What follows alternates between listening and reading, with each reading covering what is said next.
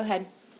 The train being the only source of transportation to get from place to place, but they had certain people that worked on the train, and the yards is where they would stop the train, and the engineer drove the train, the boiler tender shoveled the coal, the switchman changed and switched the tracks, the brakeman controlled the brake, and from the top of all cars, and the coachman looked after the riders. Policemen called yard bulls patrolled the rail yards. My father talked a lot about the hobos of the train. If a hobo became uncooperative, the yard boy would beat the hobo with a black back of his arm, or more serious, with a billy club. If the yard bulls were watching, and my father could not get onto a boxcar, then he would hop under and ride the rods.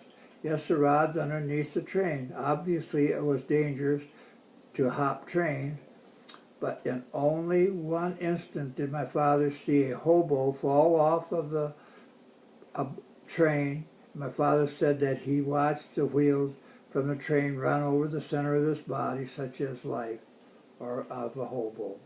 My father didn't work. He would gather up food and clothing and other necessaries along with hobos, oftentimes by begging and digging through the dumpsters, chickens, turkeys, hogs, vegetables, jungle up. Survived through the year. Hobo jungles were encampments where hobos stayed at brief periods and before moving on. The jungle at the hobos shared in the work and the expense. Those who avoided sharing the work was called jungle buzzards.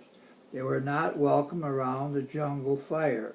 And ensuing gesture of handling the match to become was called rules of the match, and the same as saying, you are not welcome around this jungle fire.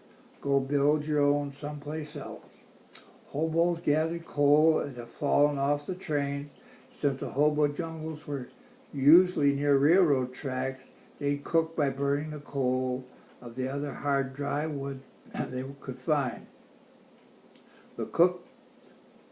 They'd cook up the food that they gathered in large hog kettles that would hold about 20 gallons of liquid. They called it hobo stew. Sometimes they let a fire burn coal and wood to hot coals or embers, and then dig a pit in the ground and push the hot embers in. So they put the pit and cooked for many other hours. Poultry was cooked whole, meaning with feathers and entrails left inside. The meat would be separated from the feathers and eaten in delicious boiled meat. After eating, when the fire died down, they dig a hole next to the fire, push the hot ashes and coals into the ground, and cover it with dirt or sand at zero cold. My father talked about something, building two fires, one to cook over and one to sleep over, and my father slept on the ground, heavily clothed in rags.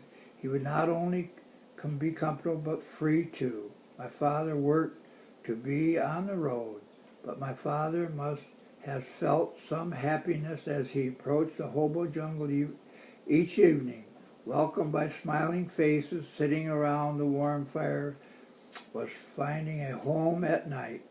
My father had a hobo spirit and a hobo blood.